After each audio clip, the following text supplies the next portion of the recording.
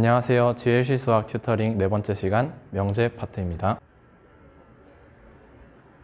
명제란 참 또는 거짓을 분명하게 파악할 수 있는 문장이나 식을 얘기합니다. 그리고 조건이란 변수를 포함하는 문장이나 식이 변수의 값에 따라 참 또는 거짓이 판별될 때 이러한 문장이나 식을 조건이라고 합니다. 예시를 들어보겠습니다. 2는 4의 약수이다. 이것은 참 또는 거짓이 분명하게 파악되는 문장이나 식이므로 이것은 참인 명제입니다. 그리고 두 번째로 x 더하기 2는 x 더하기 3. 어떻게 보면 변수를 포함하고 있다고 생각할 수는 있지만 이 식을 정리하게 되면 0은 1이라는 식이 되고 이것은 참이나 거짓을 분명하게 판단할 수 있지만 이것은 거짓이므로 거짓인 명제가 됩니다. 그리고 마지막으로 x는 5의 약수이다. 이것은 x가 1 또는 5일 때만 성립하고 그렇지 않을 때는 거짓이 됩니다. 변수에 따라서 참이나 거짓이 바뀌고 이것이 판별될 때 이러한 문장이나 식을 조건이라고 하므로 이 문장은 조건이라고 할 수 있습니다.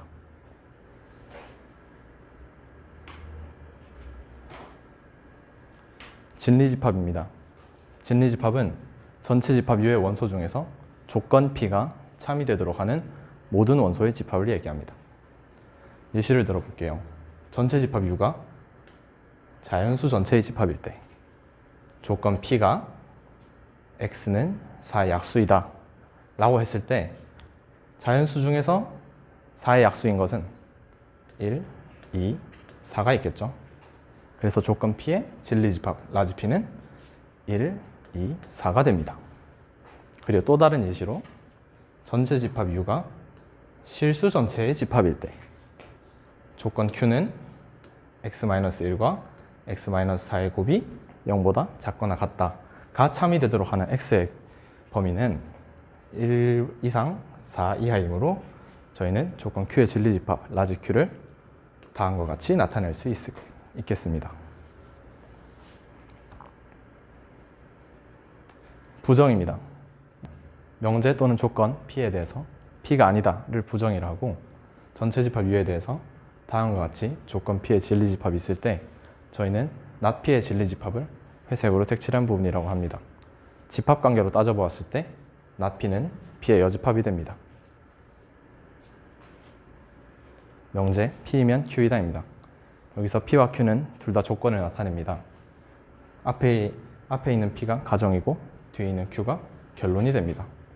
그래서 예시를 보면 x는 1이면 x 더하기 8이 9이다 라는 식은 가정이면 결론이다 라는 큰 흐름을 따르고 있는 것처럼 보이죠. 역과 대우입니다. 역은 가정과 결론을 서로 바꾸어 놓은 명제고 대우는 가정과 결론을 서로 부정하여 바꿔 놓은 명제입니다. P이면 Q이다가 그 명제의 역은 Q이면 P이다가 되고 이 명제의 대우는 서로를 부정해서 바꿔놓은 형태인 not Q이면 not P이다가 됩니다. 좀 더 구체적인 예시로 살펴볼게요. x는 2이면 x제곱이 4이다 라는 P이면 Q이다 라는 명제가 있습니다. 이것의 역은 둘의 위치를 바꾼 x제곱은 4이면 x는 2이다 가 되는 거고요. 이 명제의 대우는 서로 부정을 해서 바꿔준 x제곱이 4가 아니면 x는 2가 아니다 가 됩니다. 충분조건과 필요조건입니다. 만일 P는 Q이다가 참일 때 저희는 이런 식으로 표현을 해주고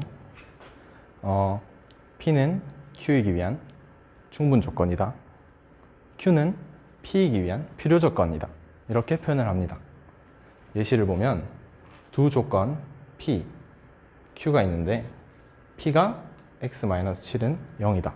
그리고 x제곱이 49다. 일 때 각각의 진리집합을 라지 P, Q라고 할 때 라지 P에 해당하는 원소는 7이고 라지 Q에 해당하는 원소는 -7과 7입니다. 이것을 벤 다이어그램으로 표현을 하면 다음과 같이 나타낼 수 있습니다. P는 Q에 대한 부분집합이고요. 이때 P는 Q이기 위한 충분조건이라고 하고 Q는 P이기 위한 필요조건이라고 합니다.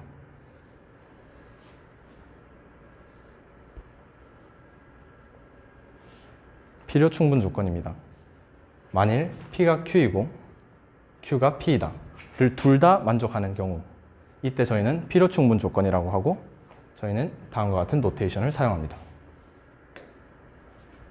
두 조건 P가 X제곱은 49, Q는 절대값 X가 7일 때 각각의 진리집합을 PQ라 했을 때 둘 다 다음과 같은 표현을 할 수 있습니다. 이때 벤 다이어그램을 그려서 표현하게 되면 다음과 같이 나타내지고 P는 Q와 같게 됩니다.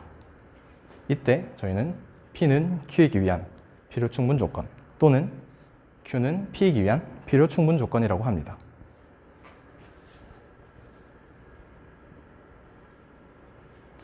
귀류법입니다.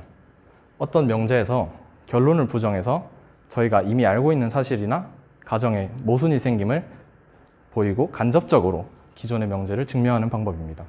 그러면 지금부터 저희가 루트 2가 유리수가 아닌 것을 귀류법으로 증명해 보겠습니다. 자, 일단 명제가 루트 2는 유리수가 아니다 인데요. 저희는 귀류법을 사용할 거기 때문에 결론을 부정해야 됩니다. 결론을 부정해서 루트 2가 유리수이다 라고 가정을 할 겁니다. 여기서 유리수라는 것은 서로 다른 서로소 m과 n에 대해서 분수 형태로 나타낼 수 있으면 그것을 유리수라고 부를 수 있습니다. 저희는 가정에서 루트 2가 유리수라고 했기 때문에 루트 2를 서로 다른 서로소 m과 n의 분수 형태로 나타낼 수 있고, 이것을 정리하게 되면 다음과 같은 식을 만들어낼 수 있고, 이것을 양변의 제곱을 하게 되면 n제곱은 2m제곱이라는 식이 나오게 됩니다. 이때 n제곱이 2 곱하기 무언가로 이루어졌기 때문에 n제곱은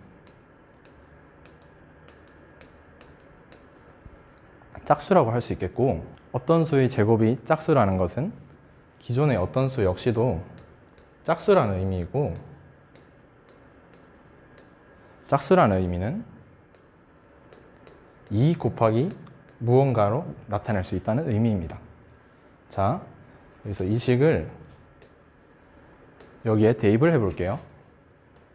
n제곱이 n이 2k이므로 2k의 제곱이 되겠죠? 그래서 이걸 풀어주면 4k의 제곱이 되고, 기존의 n제곱이 2m제곱이었으므로 저희는 이것도 2m제곱과 같다고 생각할 수 있습니다. 이 식을 정리하게 되면 2k제곱이 m제곱이라고 할 수 있고, m제곱이 2 곱하기 무언가로 이루어져 있기 때문에 이건 역시도 짝수라고 생각할 수 있습니다.